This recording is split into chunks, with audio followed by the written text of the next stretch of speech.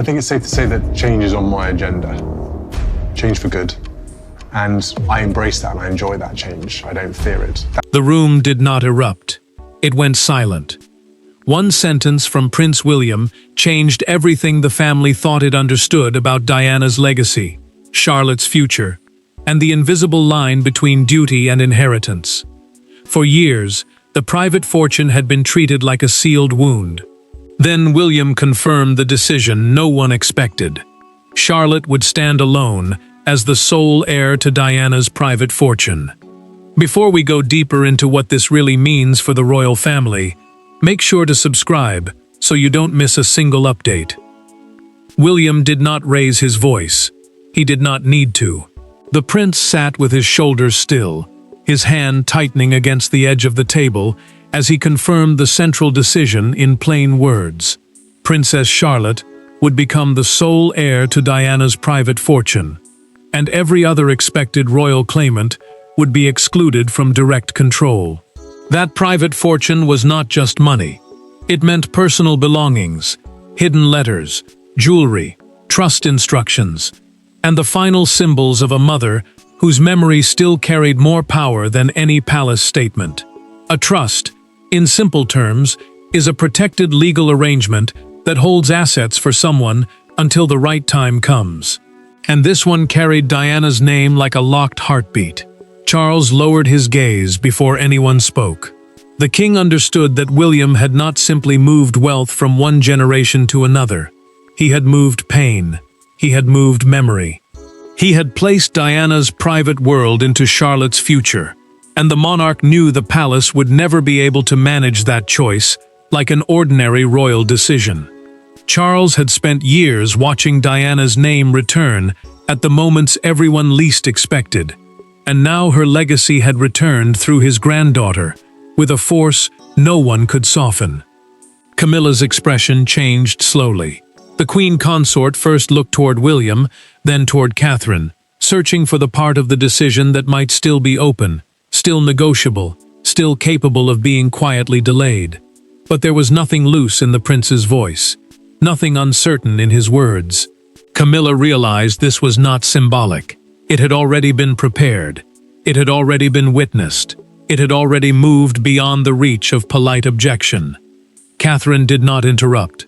She watched William with the kind of focus that comes when a wife knows her husband is speaking from an old wound. The princess also knew Charlotte was absent from the room, yet somehow present in every silence. A child had become the center of a storm she had not chosen, and Catherine felt the danger of that truth before anyone dared name it. The closed door changed everything. William had confirmed the inheritance, but the shock around the table proved the real battle had only begun. Charlotte had gained Diana's private legacy. Everyone else had just discovered what they had lost. This was never only about Charlotte. It was about William protecting a daughter, Charles confronting an old wound, Catherine guarding a future queen's childhood, and Camilla realizing that Diana's presence had not faded with time. In one decision, every hidden discomfort returned. Every old comparison sharpened. Every private loyalty was tested. The fortune had a name attached to it, but the pain belonged to everyone. William carried the burden in silence, because he was no longer standing only as Diana's son. He was standing as Charlotte's father, and as the future king who knew one private choice could shake the whole family. Diana's private world meant more than money. It carried letters, jewels, personal keepsakes, and protected instructions left behind to guard the meaning of her life. A beneficiary, in simple words, is the person chosen to receive something important from a will, trust, or private arrangement. And now Charlotte's name had been placed above every other name. Catherine understood the danger before anyone explained it. The princess knew Charlotte could become a symbol before she was old enough to understand the weight of being one. That frightened Catherine more than the anger in the room. She had spent years protecting her daughter from public pressure, and now Diana's memory had wrapped itself around Charlotte's future. The inheritance was beautiful, yes, but beauty can still become a burden when the whole world starts watching. Charles sat with the confirmation file in front of him and did not open it right away. The king kept one hand on the cover, as if touching the paper might bring back every mistake, every regret, every wound connected to Diana. A confirmation file is simply the written record proving that a decision has been made and accepted by the people with authority. But this file felt heavier than law. It carried a woman's name the monarch had never truly escaped. Camilla felt the silence turn against her. The queen consort did not see the decision as a simple family arrangement.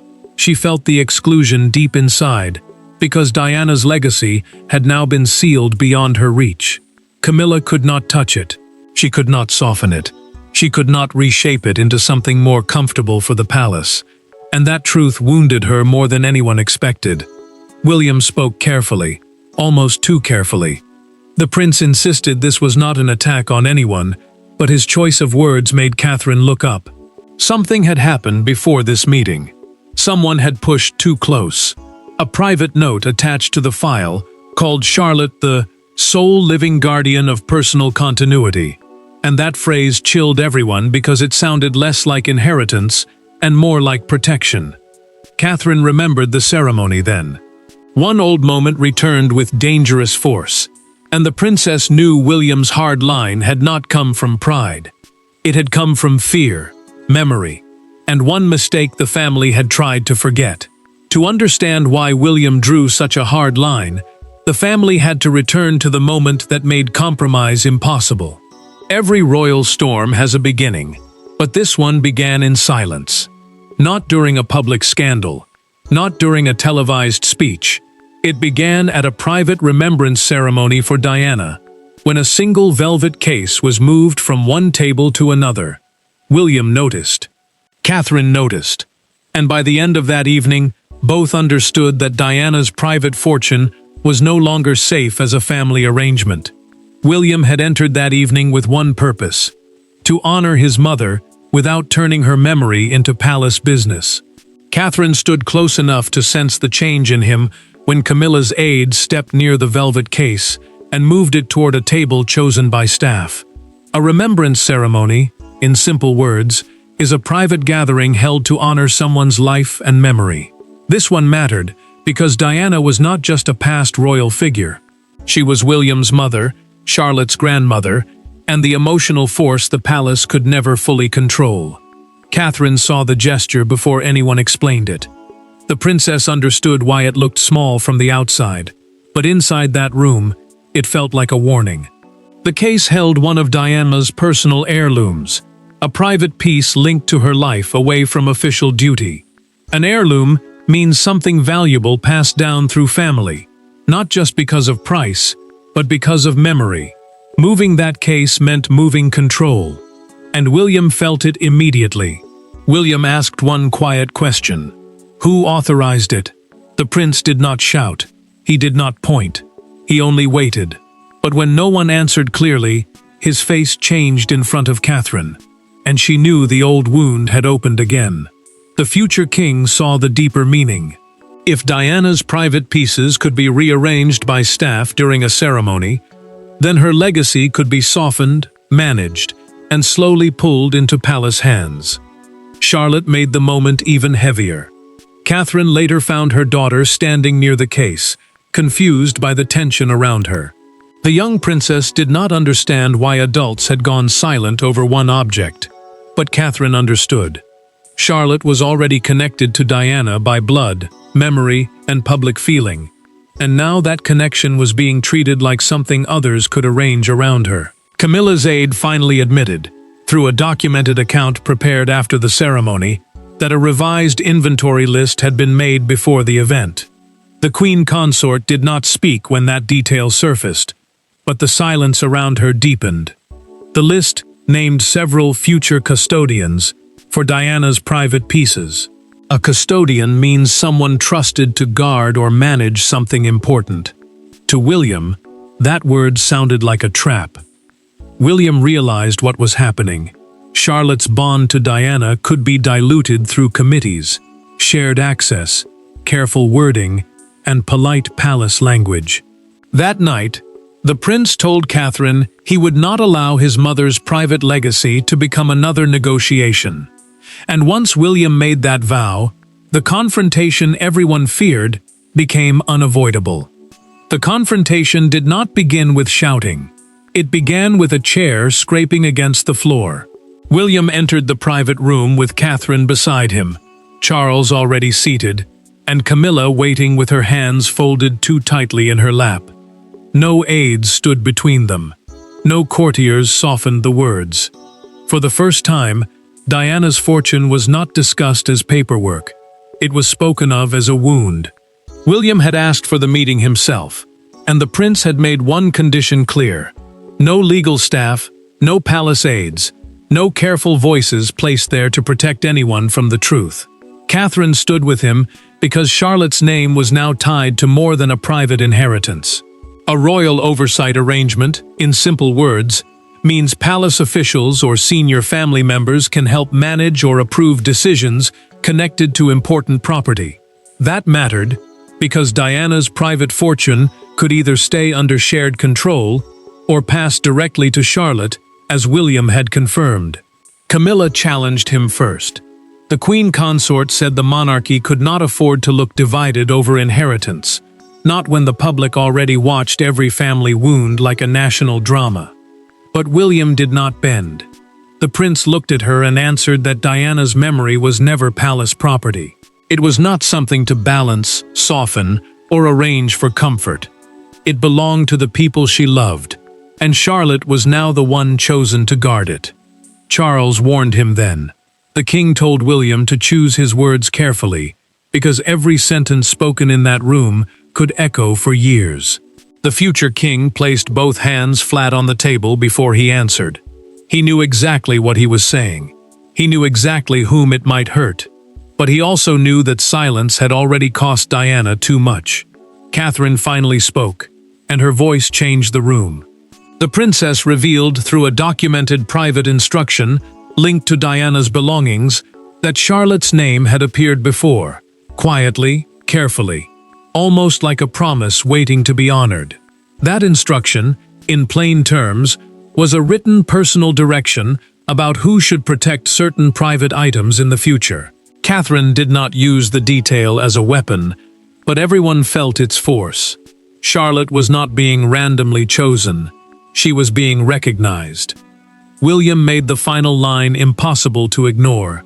The prince stated that the confirmation had already been witnessed, meaning trusted people had formally seen and accepted the decision.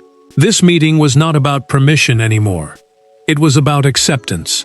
Camilla heard that, and the queen consort's face tightened because the door she wanted open had already been locked. Camilla left first. The quiet closing of the door carried more anger than any shout. Charles stayed seated. Catherine looked at William, and everyone understood her silence was not surrender. With the confrontation over, the real question became who still held power over Diana's final wishes. Power in the palace rarely announces itself. It sits inside locked cabinets, handwritten instructions, private trusts, and signatures placed years before anyone understands their meaning. After the confrontation, William followed the paper trail that others had avoided. Charles watched from a distance. Catherine waited for the answer. And Camilla discovered that the most dangerous power in the monarchy was not a crown, but a document no one could bend. William knew the fight had moved beyond emotion. The prince now needed proof strong enough to stand against pressure, silence, and every careful palace excuse. Diana's private fortune was a protected collection of personal assets, sentimental objects, trust instructions, and legacy pieces kept separate from ordinary royal property.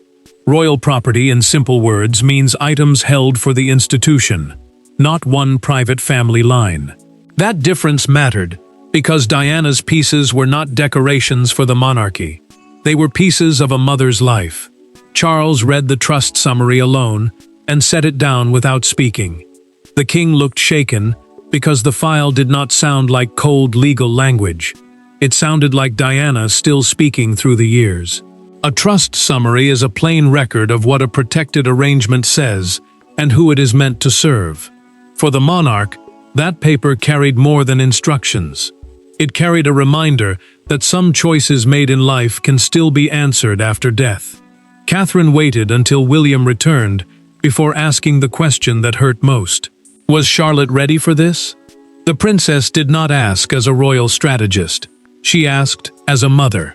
William admitted no child could be ready for a legacy this heavy, especially one tied to Diana, public grief, family division, and the hopes people still placed on her name. The prince understood that Charlotte was being handed honor, but also pressure. Camilla heard about the sealed instruction through a recorded private briefing prepared for the family. The queen consort did not receive the detail as comfort. She received it as a boundary. The instruction confirmed that Diana wanted one future female descendant to preserve her private memory without palace interference. Sealed, in simple words, means closed and protected until the right people are allowed to see it. And now that seal had opened in Charlotte's favor. William interpreted the line without hesitation.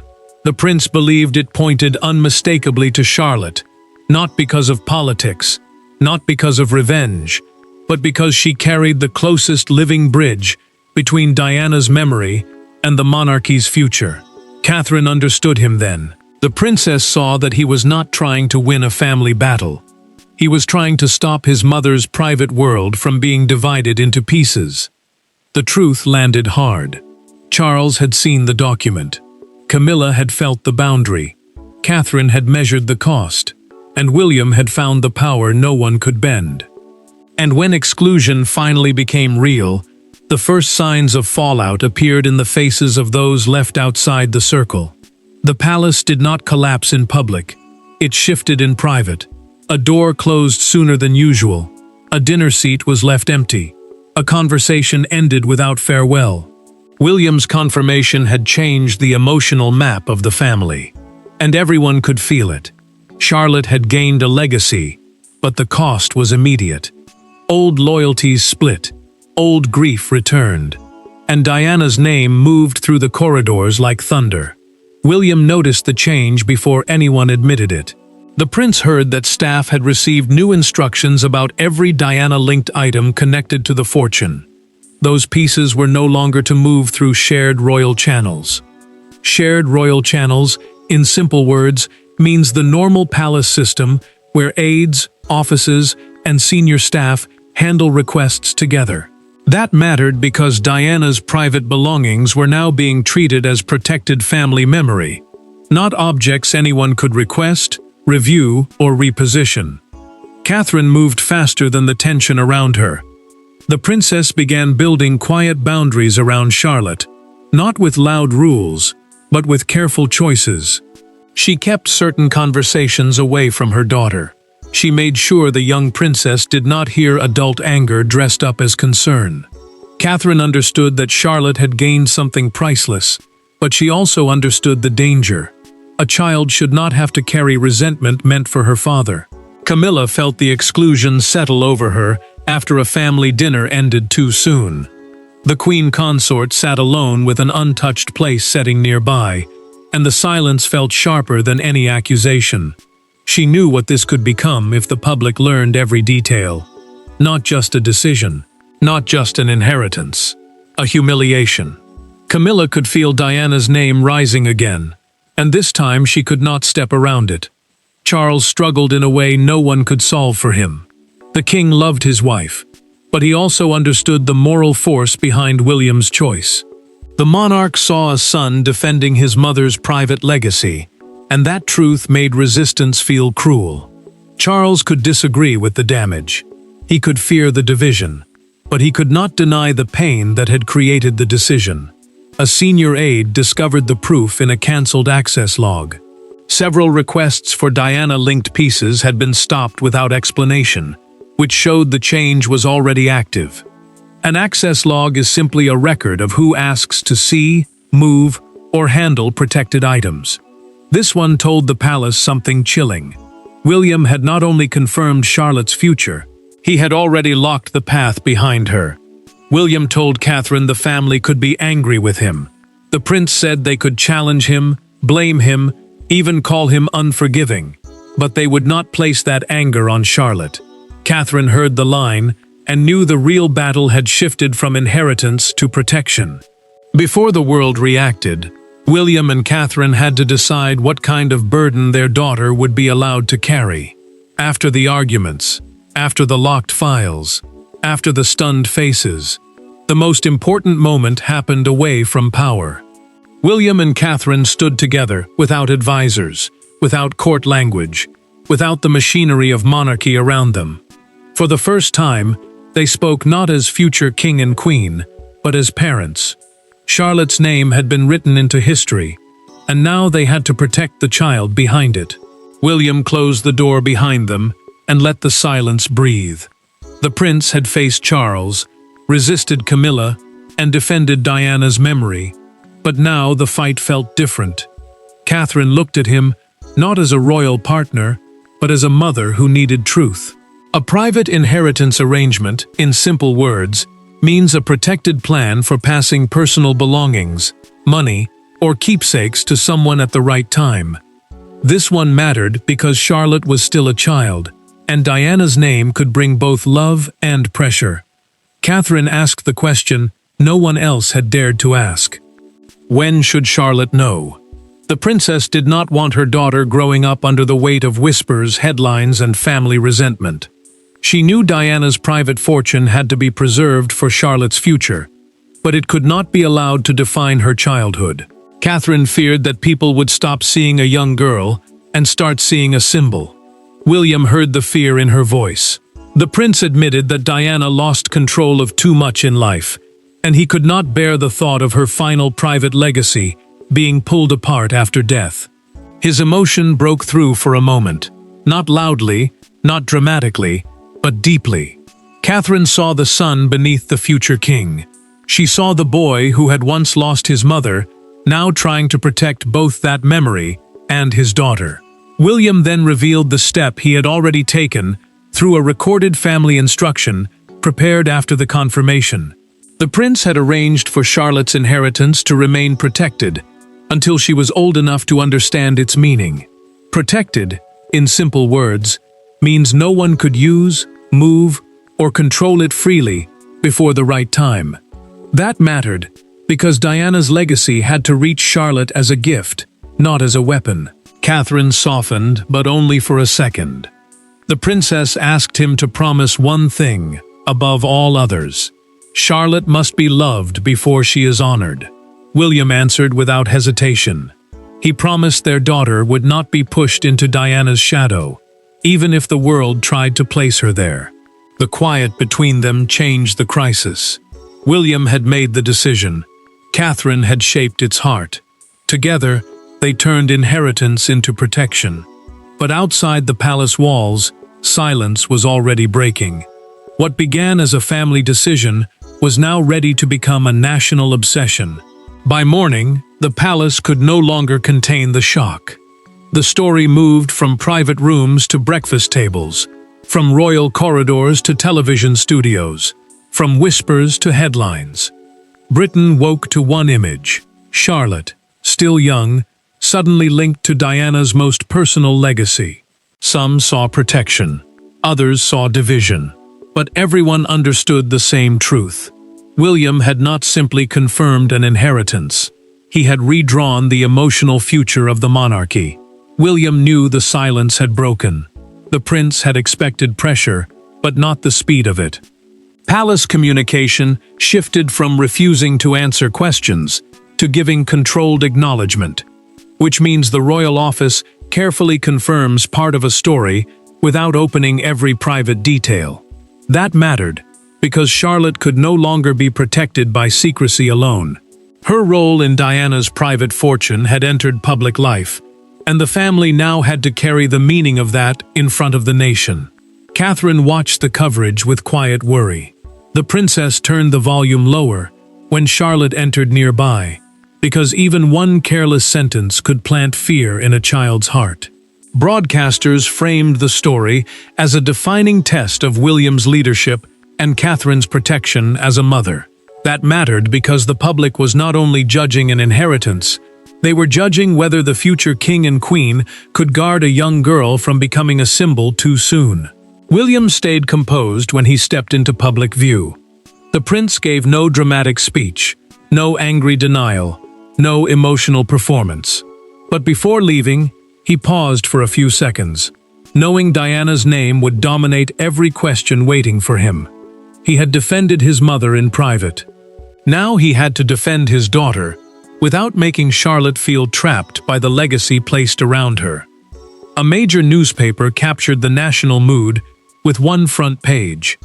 It placed a childhood image of Diana beside a recent image of Charlotte, under the headline, "Her Legacy, Her Granddaughter." A front page, in simple words, is the main cover of a newspaper, the part meant to shape what people think first. That image mattered because it turned a private royal decision into a public emotional bond.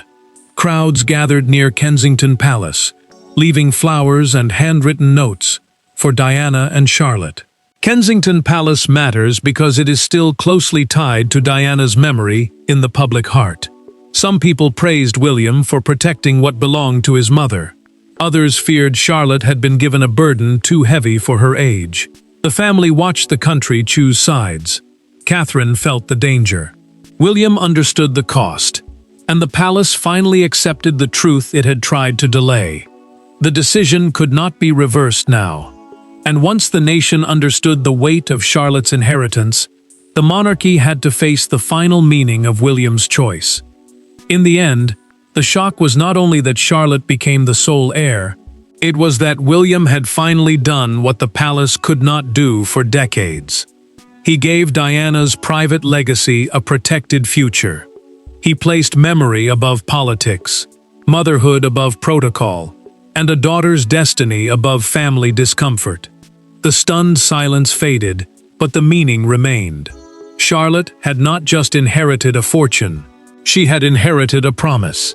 William's confirmation became more than a family choice. The prince proved he could protect personal legacy even when it unsettled royal tradition.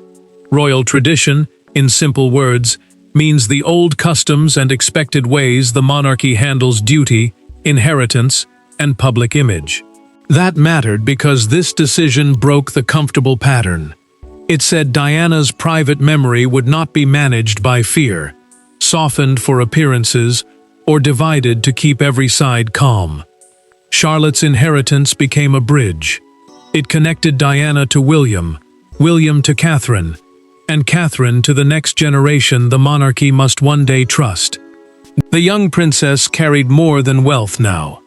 She carried continuity, meaning, and a quiet bond with the grandmother she never met. That mattered because Diana's story had always lived between love and pain.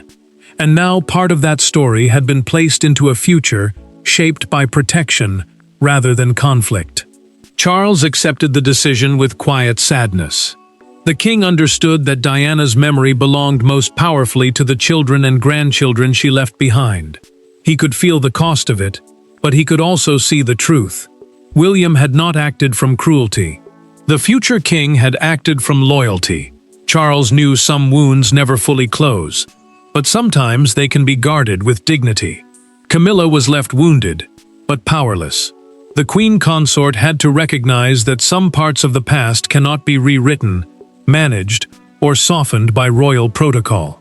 Protocol, in simple words, means the formal rules for how royal matters are handled. But this was not a matter rules could heal.